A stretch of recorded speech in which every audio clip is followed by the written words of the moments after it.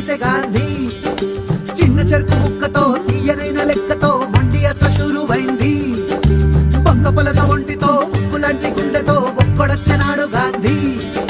చిక్కు విప్పే ఆశతో మొక్కవోని దీక్షతో చిరుత పిల్ల ఇక్కడుంది. ఈ చెట్టు దీని సుడ్డం అంది, సుట్టేసి కొమ్మ కొమ్మ. ఊరంతా కట్టమొస్తే రంది, పట్టు పట్టింది పెంకి పిల్ల. పల్లేరు కాయలు నా దారి, తుమ్ము తుమ్మింది కోరి కోరి. ఈ పిల్ల బట్టలో నా చేరి ఊరే నడిసింది. దగ్గడ్